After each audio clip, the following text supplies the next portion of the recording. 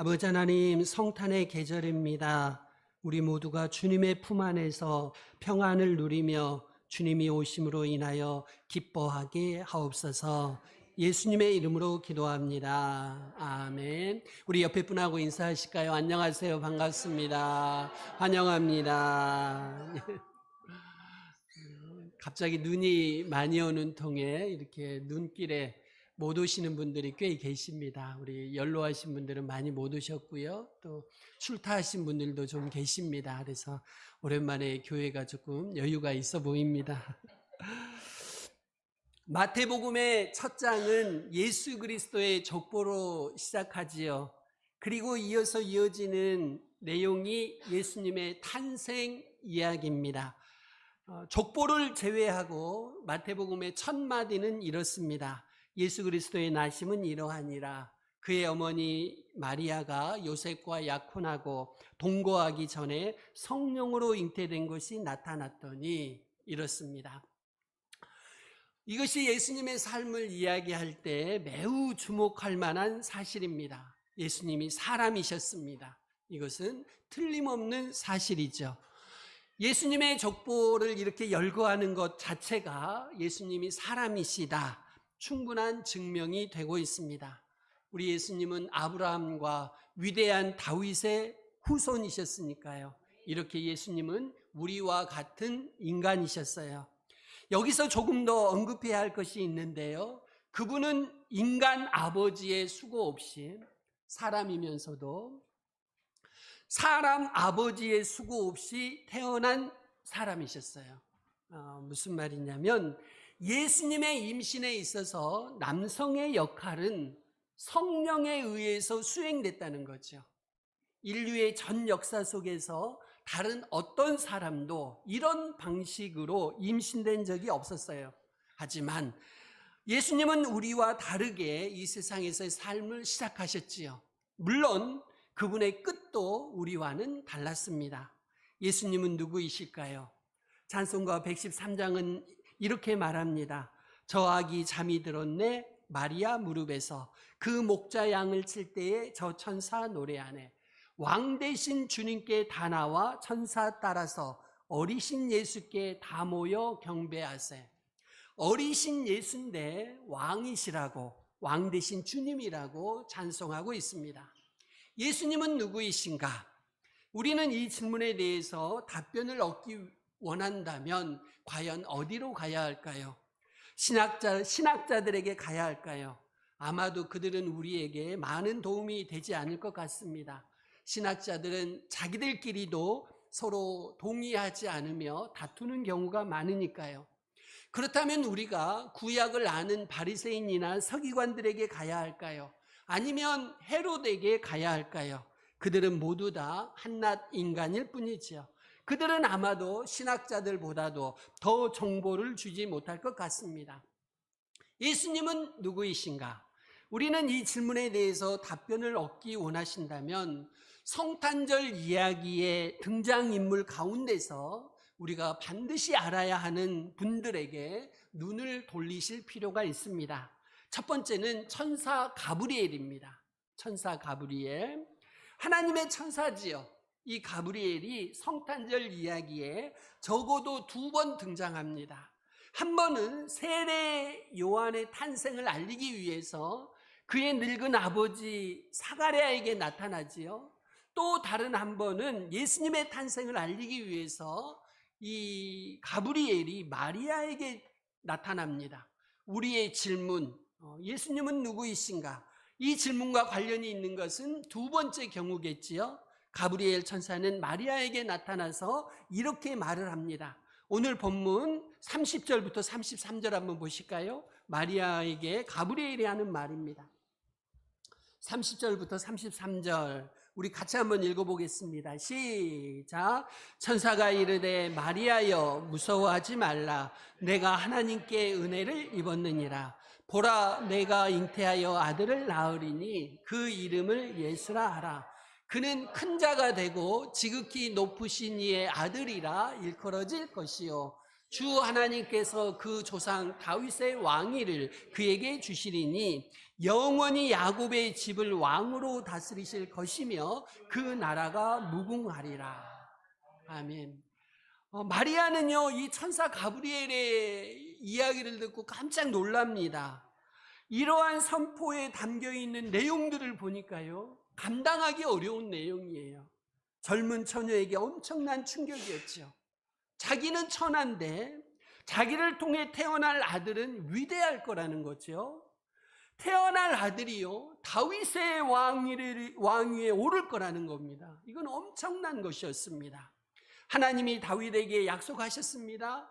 왕으로서 영원히 다스릴 후손을 너에게 주시겠다.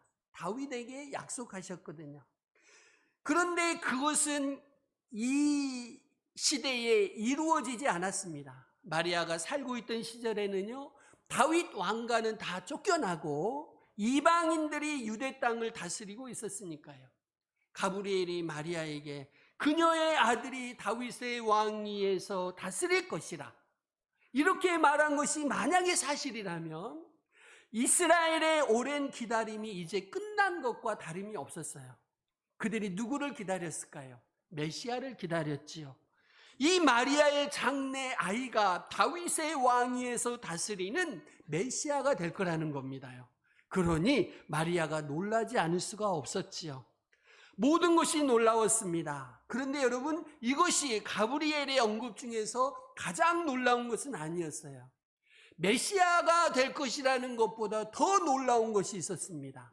더 놀랍고 믿기 힘든 것은 뭐냐면 이 아이가 지극히 높으신 이의 아들이라는 것이었어요.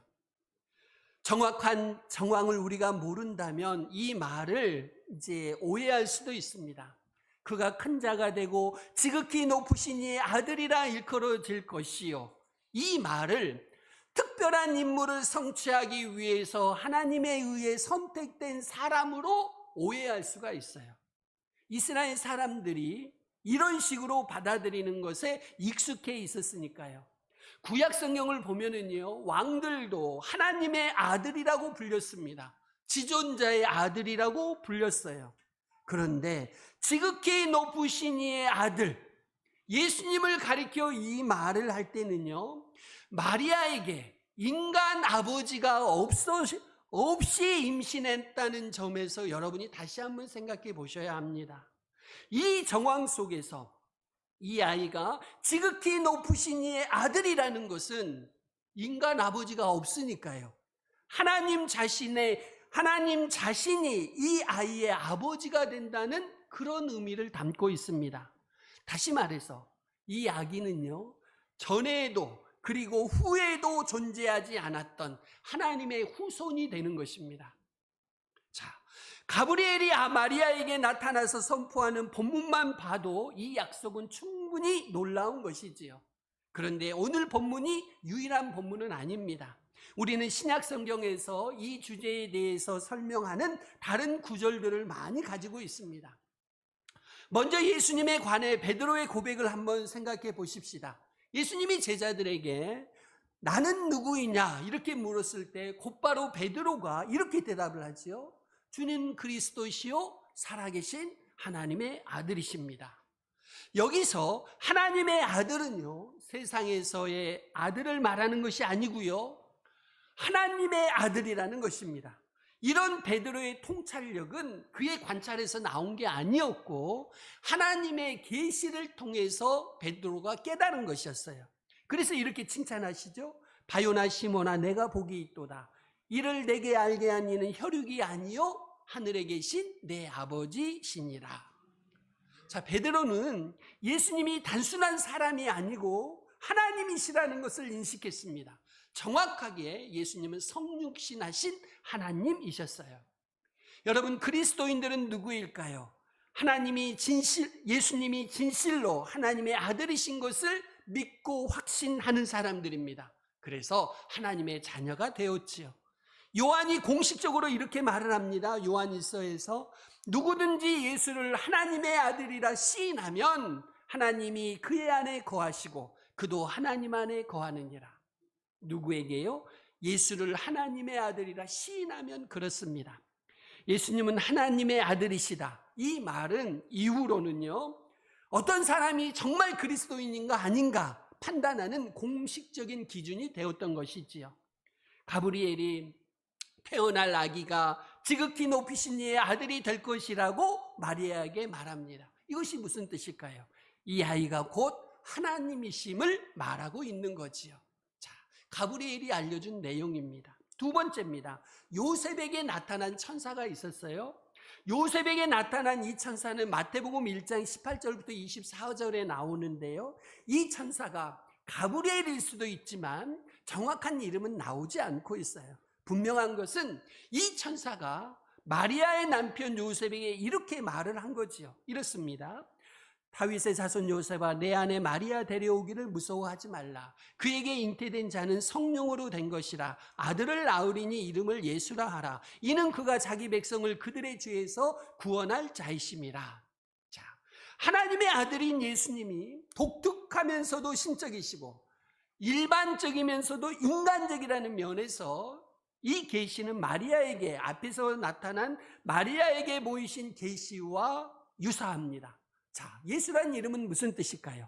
여호와가 구원하신다. 여호와는 구원이시다. 그런 뜻입니다. 이것은 무슨 뜻일까요? 구원이 우리 주님에게로부터 나온다. 이런 진리에 대한 증언입니다. 이 이름은 많은 사람에 의해서 사용되었어요. 예수란 이름이 많은 사람에 의해서 사용되었지요. 예를 들자면 여호수아도 같은 이름인데 다른 형태일 뿐입니다.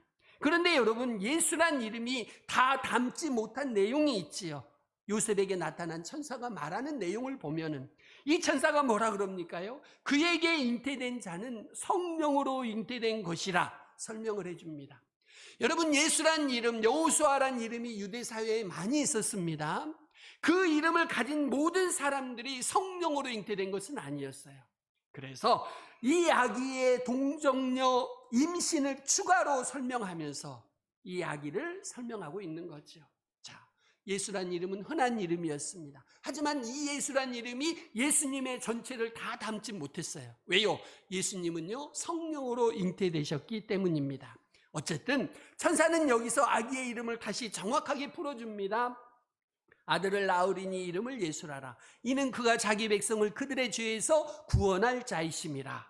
여러분, 자기 백성을 그들의 죄에서 구원할 분은 과연 누구이실까요? 그분은 바로 여호와 하나님이십니다. 여호와 하나님만이 자기 백성을 그들의 죄에서 구원해 내실 수가 있습니다요. 그래서 이 아이가 자기 백성을 그들의 죄에서 구원할 것이라는 것은 이 아이가 누구라는 거예요? 이 아이는 곧 여호와시다 하는 그런 뜻이 담겨 있습니다. 세 번째입니다. 목자들에게 나타난 천사가 있어요. 자, 여러분, 마리아의 아기가 과연 누구인지 알고 싶다면 우리가 달려가야 할 대상은 틀림없이 하나님의 천사들인, 하나님의 사자인 천사들이에요. 천사들이 예수님에 관한 정보를 많이 주고 있으니까요. 한 천사가 베들레헴 근교에서 양을 치고 있는 목자들에게 나타납니다. 그리고 이렇게 설명을 해줘요. 무서워하지 말라. 보아라, 내가 온 백성에게 미칠 큰 기쁨의 좋은 소식을 너희에게 전하노라. 오늘 다윗의 동네에 너희를 위하여 구주가 나셨으니 곧 그리스도 주시니라. 여기서 유심히 보실 부분은요, 그리스도 주입니다. 그리스도 주. 작은 문법적인 차이를 통해서 그리스도와 주, 이 두 단어는 예수님의 신성에 대해서 가장 분명히 증언하고 있습니다. 천사가 목자들에게 말한 내용, 그러니까요, 베들레헴에서 태어난 이 아기가 그리스도 주시다 라는 이 표현은 헬라어 원어에서는요, 주의 그리스도 혹은 주이신 그리스도 두 가지로 해석할 수 있어요. 자, 다시 말씀드립니다. 그리스도 주라는 표현은요, 헬라어에서 두 가지로 번역이 가능합니다. 우리말로 주의 그리스도, 두 번째는 주이신 그리스도. 먼저 헬라어의 일반적인 용법으로는 주의 그리스도로 해석을 합니다. 이런 해석은요, 하나님의 선지자, 제사장, 왕, 이런 특별한 직책을 위해서 기름 부음을 받은 자들을 부를 때 쓰는 방식이에요. 예를 들어서 다윗도요, 주의 그리스도였어요. 왜요? 다윗이 하나님의 왕이었으니까요. 그런 의미에서 다윗도 주의 그리스도였습니다. 하지만 오늘 본문 누가복음 2장 11절이 의도하는 것은 아니지요.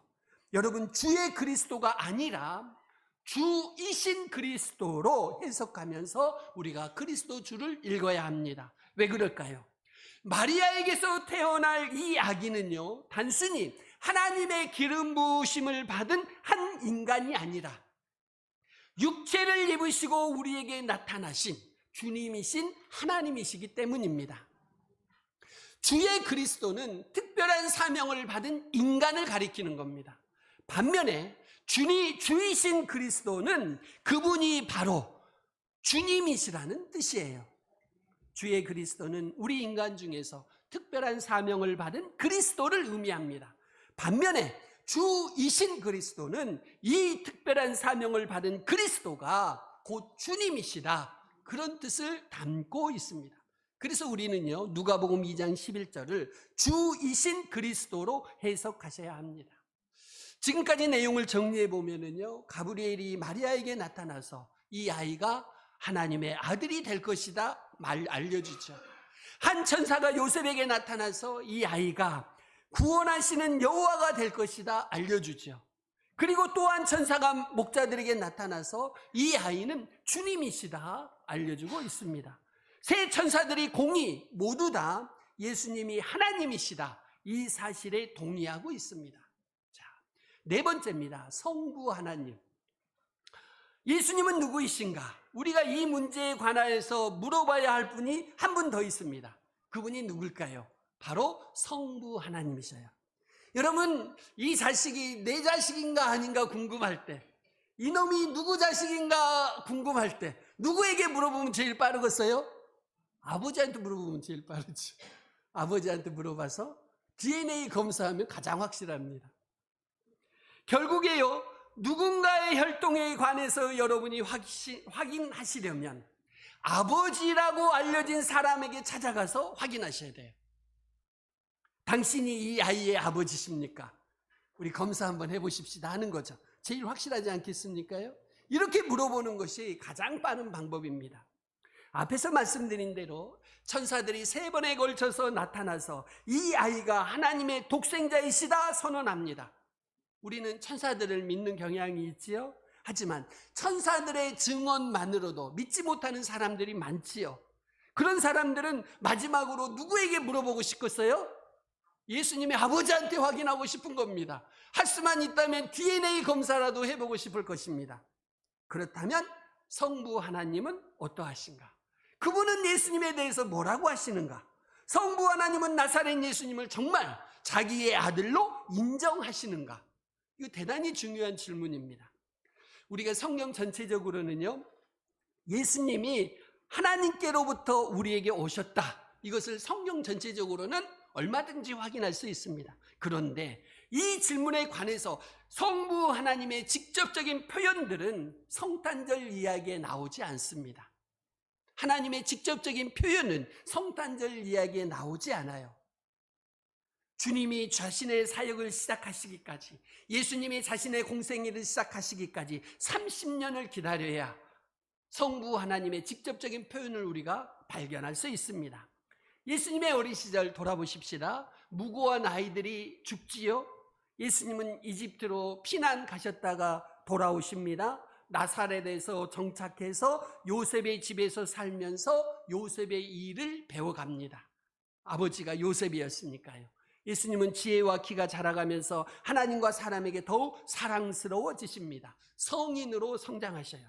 그리고 어느 날 예수님이 사촌 관계인 세례 요한이 말씀을 선포하는 현장, 세례를 베푸는 현장, 요단강에 예수님이 나타나십니다. 그리고서 예수님이 세례 받기를 구하시죠. 그러니까 요한이 거절합니다. 요한이 말을 합니다. 내가 당신에게서 세례를 받아야 할 터인데 당신이 내게로 오십니까? 말했죠. 그러니까 예수님이 또 이렇게 말씀하셔요. 모든 의를 이루기 위해서 네가 나한테 세례를 베푸는 것이 합당하다, 예수님이 설명하십니다. 그래서 요한이 어쩔 수 없이 예수님께 세례를 베풀어요. 이때 예수님이 물에서 올라오실 때 하늘이 열리지요. 하늘이 열리고 하나님의 성령이 그분 위에 비둘기같이 임하십니다. 그리고서는요, 하늘로부터 하나님의 음성이 들립니다. 여기서 하나님, 성부 하나님이 예수 그리스도에 대해서 직접적인 표현을 해주셔요. 뭐라고요? 이는 내 사랑하는 아들이요 내 기뻐하는 자라. 기억나시지요? 이는 내 사랑하는 아들이요. 여기서 우리는 성부 하나님이 예수님에 대해서, 그분의 출생에 대해서 직접적으로 언급하시는 것을 확인할 수가 있습니다. 이는 내 사랑하는 아들이요. 성부 하나님의 음성이고 인정이고 증언이었습니다. 앞에서 말씀드린 대로 천사들이 이 진리를 선포했고요, 이제 성부 하나님이 이것을 확증하셨습니다. 몇몇 증인들, 그리고 위대하고 가장 신뢰할 만한 인물들, 마지막에는 성부 하나님에게서 우리는 예수님이 성부 하나님의 아들 되시는 것을 분명히 확인했습니다. 다섯 번째입니다. 우리의 증언입니다. 이제 마지막으로 남은 것이 있습니다. 더 이상의 증인들을 찾기보다, 아버지에게서, 친아버지에게서 직접 확인했으니까요, 더 이상의 증인들을 우리가 찾기보다 하나님 자신의 증언에다가 우리 자신의 고백을 겸손하게 덧붙이는 일이 남아 있습니다. 이것이 대강절 기간에 해야 될 일입니다. 성탄절의 이야기가 하나님의 아들에 관한 것인가? 예수님이 정말 우리와 함께 하시는 하나님이신가? 그렇다면 우리도 그분을 인정해야 할 줄로 믿습니다. 그분을 경배함으로, 그분께 순종함으로, 예수님이 스스로 분명하게 선언하신 바를 우리가 삶에서, 사역에서 드러내야 할 줄로 믿습니다. 도마 이야기를 해보겠습니다. 예수님이 제자들을 부르시고 천국의 도래를 선포하기 시작하셨던 사역 초기에 도마도 예수님을 믿었습니다. 그런데요, 나중에 모든 일이 도마가 기대했던 것과는 정반대로 진행되는 겁니다. 무슨 말이에요? 예수님이 십자가에 덜렁 매달려 버리신 거예요. 거기서 돌아가 버리십니다. 도마의 기대와는 완전히 정반대였어요. 그의 희망은 완전히 산산조각이 났지요. 그래서 누군가 이야기해 줍니다. 돌아가신 예수님이 3일 후에 죽음에서 살아나셨다, 이렇게 말해 주어도 도마는 도대체 믿을 수가 없었어요. 그때 도마는요, 죽은 사람이 살아날 수 없다, 이것을 확신하고 있었기 때문에 예수님의 부활의 소식을 받아들일 수가 없었죠. 하지만 예수님이, 도마가 믿든지 말든지 우리 예수님은 다시 살아나셨습니다. 그리고 도마에게 자신을 보이실 날이 드디어 온 것입니다. 예수님이 도마에게 스스로를 나타내 주신 겁니다. 믿지 못하는 도마에게 예수님이 직접 나타나서 보여주셔요. 그리고 한때 극단적인 회의감에 빠져있던 도마는 예수님을 발견하고서 예수님 앞에 엎드리며 이렇게 고백을 합니다. 나의 주님이시요 나의 하나님이십니다. 이것이 오늘 우리가 해야 할 일인 줄로 믿습니다. 예수님이 나의 주님이시며 나의 하나님이십니다. 대강절 기간에 고백할 수 있으시기를 바랍니다. 십자가 처형 현장에 있던 백부장도 이런 고백을 합니다. 이는 진실로 하나님의 아들이었도다. 이 성탄절을 기다리는 시기에 저와 여러분이 예수님을 어떻게 고백하기를 원하십니까? 예수님이야말로 하나님의 아들이심을 고백할 수 있으시기를 바랍니다. 백부장과 및 함께 예수를 지키던 자들이 지진과 그 일어난 일들을 보고 심히 두려워하여 이르되 이는 진실로 하나님의 아들이었도다 하더라. 저와 여러분이 기다리는 예수님은요, 하나님의 아들 주님 여호와이셨습니다. 바울이 예수님으로부터 음성을 듣습니다. 주여 누구시니까? 바울이 물어보니까 예수님이 뭐라고 그러셨어요? 나는 네가 박해하는 예수라. 그리고 도마가 소리쳤던 것처럼 우리는 예수님을 고백할 수 있으시기를 바랍니다. 주님 예수님을 향해서 나의 주님이시며 나의 하나님이십니다. 이렇게 고백하는 복된 대강절 기간이 되시기를 주의 이름으로 축원드립니다. 우리 같이 기도하십시다. 우리에게 오신 예수님은 과연 어떤 아기이실까요? 하나님의 아들이시요 구원하시는 여호와시요 주님이십니다. 성부 하나님도 예수님에 대해서 직접 말씀해 주셨어요. 이는 내 사랑하는 아들이요 내 기뻐하는 자라. 주님, 나도 이 시간 고백합니다. 예수님은 나의 주님이시고 나의 하나님이십니다. 성탄의 계절에 대강절에 이 고백을 하나님께 드리겠습니다. 기도하시겠습니다.